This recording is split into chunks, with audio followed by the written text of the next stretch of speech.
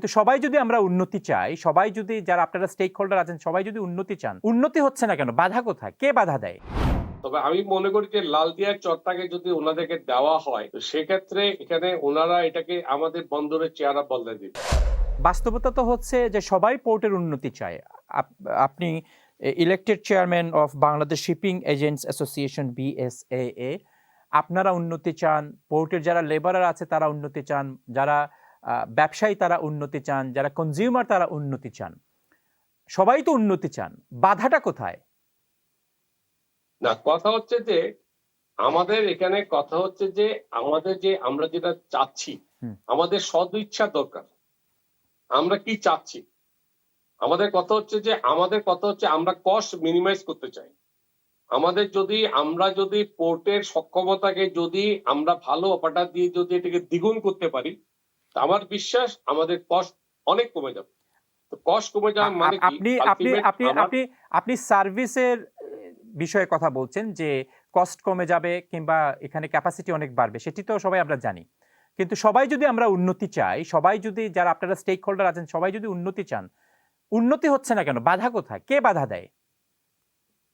না, বাধাটা আমি আমি আমি যেহেতু কে বাধা দিচ্ছে না দিচ্ছে এটা আমি তো বলবো না। আর এটা আমার জানারও কথা না।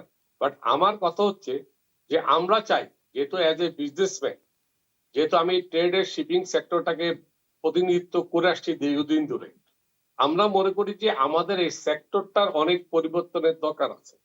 আমরা যদি সেক্টরটাকে পরিবর্তন করি, বাইরের বিশ্বের অন্যান্য বন্দরের সাথে যদি আমরা তুলনা করি, আমরা শুধু যদি এখানে ট্যারিফ বাড়ালে কিন্তু হবে না।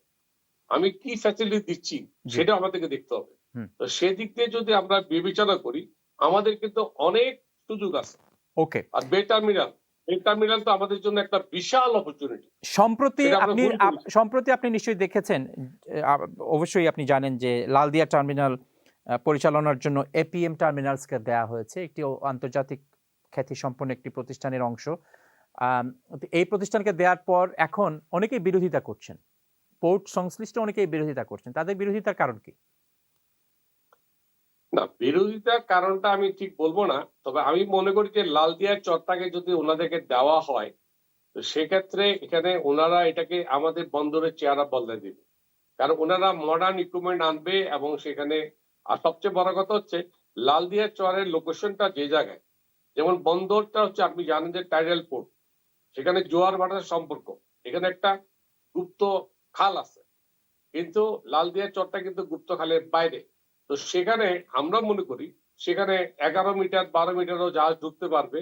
আর এক্সিস্টিং যে আমাদের জাহাজের যে রেস্ট্রিকশন আছে 190 মিটার, সেক্ষেত্রে ওখানে অত সেই রেস্ট্রিকশন থাকবে না। তো সবকিছু মিলে আমি মনে করি যে এটা আমাদের জন্য একটা মাইল ফলক হবে।